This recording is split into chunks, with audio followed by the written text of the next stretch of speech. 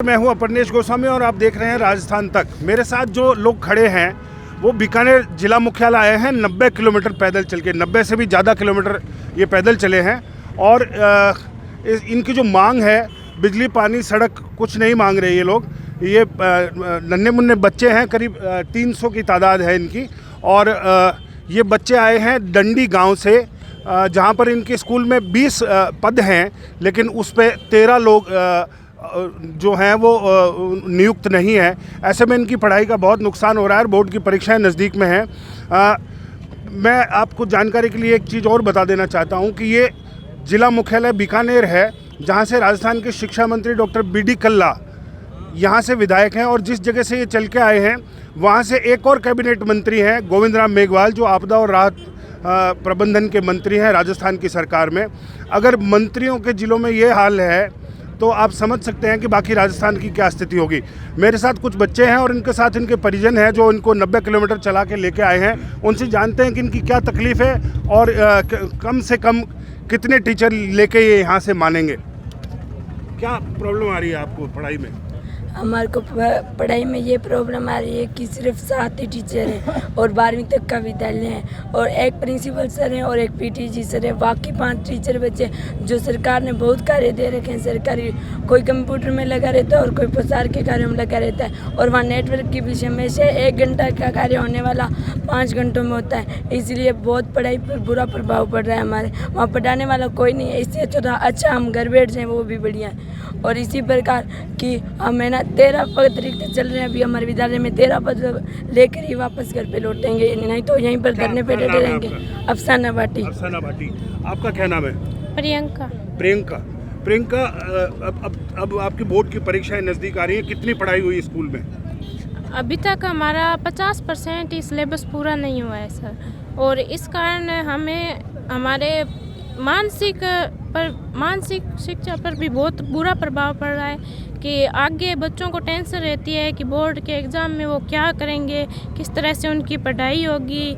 इसी समस्या के कारण और हमारे विद्यालय में काफ़ी समय से संस्कृत, मैथ और इंग्लिश के टीचर नहीं है। काफ़ी लगभग 4-5 साल हो गए, कोई भी एक भी टीचर नहीं आया है। और पिछली 3 जनवरी को हमारे यहाँ पे जिला कलेक्टर साहब आए थे और वहाँ पे हमने इनको इस समस्या से अवगत भी करवाया था। उन्होंने टीचर भेजने की बजाय वहाँ से 4 टीचरों का और ट्रांसफ़र करवा दिया, और उससे ज़्यादा पढ़ाई के बहुत कमज़ोर हो रही है, इसलिए पढ़ाई का कोई मतलब भी नहीं रहा है। तो ये छात्र हैं, ये कह रहे हैं कि जिस तरीके से इन्होंने अपनी मांग उठाई, बजाय वहाँ पर शिक्षकों की नियुक्ति करने के, वहाँ से 4 शिक्षक और हटा लिए गए और इन्हें आंदोलन करने के लिए मजबूर किया गया।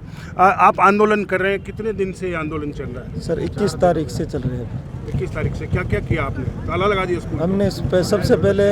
हमने सबसे पहले 3 तारीख को कलेक्टर साहब को ये अवगत करवाया था। हमारे जो वो जन सुनवाई थी उसमें कलेक्टर साहब को ये कि हमारे शिक्षकों की कमी है, इसकी पूर्ति की जाए। हमारे पास साइंस, मैथ और संस्कृत के अध्यापक है नहीं, एकदम 4-5 हमने इन विषयों के टीचरों की वहाँ पूरी करने के लिए अवगत कराया था हमारे सरपंच साहब और हमने सब ने मिलकर।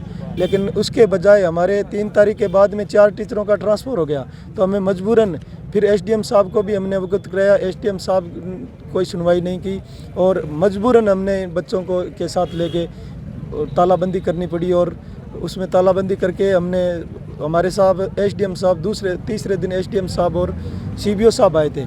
उन्होंने हमारे कोई मांग पूरी नहीं की कि हमने ऊपर सूचना भेज दी है, आपकी ऊपर सूचना भेज दी है।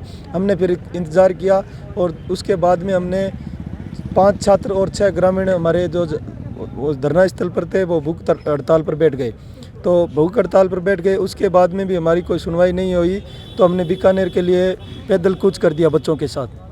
तो आप इन बच्चों को लेकर करीब 90-95 किलोमीटर चल के आए हैं। आप क्या चाहते हैं, अगर वहाँ से क्या संदेश आए जिससे आप मान जाएंगे? सर हमारे ये 90 किलोमीटर या 95 किलोमीटर चले हैं, थके हुए बच्चे हैं, छोटे छोटे, सर्दी से उनका बुरा हाल हो रहा है। हम कलेक्टर साहब से ये कहना चाहते हैं कि जल्द से जल्द हमारी मांग पूरी की जाए, और जब तक हमारी मांग पूरी नहीं होगी तब हम यहाँ डटे रहेंगे, सड़क पे बैठे रहेंगे। क्या नाम है आपका? मेरा नाम छोटू राम है सर। आपका क्या नाम? रियाज अली सर। रियाज जी, जो गाँव में ज़्यादा तो जो माहौल है गांव में बच्चों को पढ़ने के लिए नहीं भेजते, आपकी बच्चियाँ पढ़ने जा रही हैं वहाँ पर टीचर नहीं है। बिल्कुल सर, पिछले काफ़ी समय से काफ़ी रिक्त पद पड़े थे, उसको लेकर हमने कई बार शिक्षा मंत्री जी को अवगत करवाया। उन्होंने पद तो भरवाए नहीं, जो पीछे टीचर थे उनको भी गाँव से अपने यहाँ शहर में लेके आ गए। अभी 3 तारीख को जिला कलेक्टर साहब वहाँ टूर पे थे, उन्होंने विद्यालय का निरीक्षण भी किया था।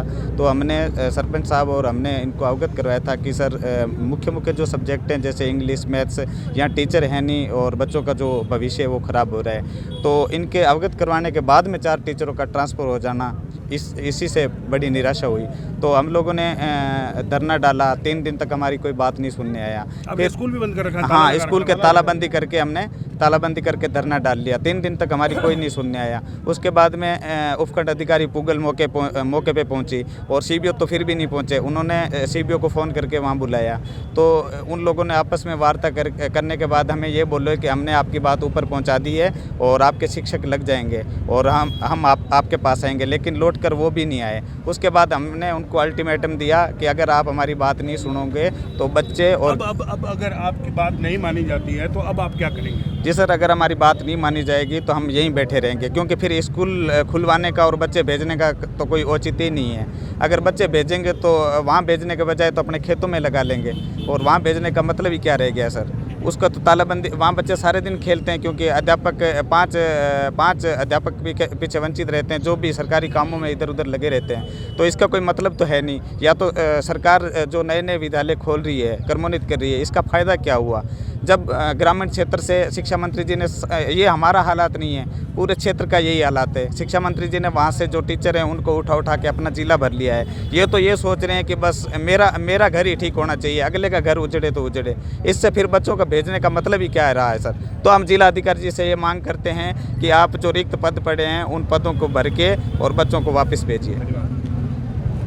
तो ये हाल है शिक्षा मंत्री के गृह जिले बीकानेर के, जहाँ पर एक गांव से 90 किलोमीटर 95 किलोमीटर चल के लोग आए हैं। और इस बीच आपकी जानकारी के लिए एक चीज़ और बता दूं कि जो कैबिनेट मंत्री हैं, आपदा और राहत मंत्री गोविंद राम मेघवाल, उनका एक नोट वायरल हो रहा है इस वक्त, जिसमें उन्होंने बीडी कल्ला जो शिक्षा मंत्री हैं उनको साफ साफ इस बात के लिए जिम्मेदार ठहराया है कि उनके इलाके से 200 से 250 के करीब जो शिक्षक हैं उनके तबादले उनके मना करने के, उनके विरोध करने के बावजूद किए गए हैं। और उन्होंने ये जो नोट है वो सीएम अशोक गहलोत को भेजा है।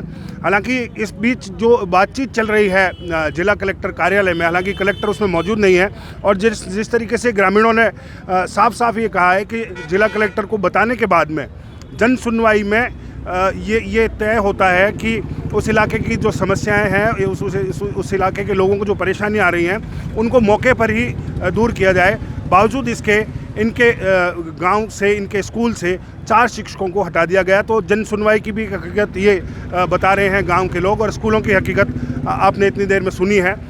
फिलहाल जो वार्ता चल रही है इनके प्रतिनिधियों की, उसमें 4 शिक्षक इनको देने के लिए जिला प्रशासन और शिक्षा विभाग के जो लोग हैं वो राज़ी हो गए हैं।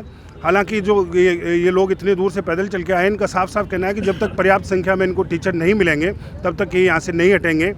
जिस सर्दी और परेशानी तकलीफ़ का सामना करते हुए ये 90-95 किलोमीटर चल के यहाँ पर आए हैं, वो 1-2 दिन और सहने के लिए भी ये तैयार हैं। कैमरा पर्सन धीरज जोशी के साथ अपर्नेश गोस्वामी, राजस्थान तक, बीकानेर।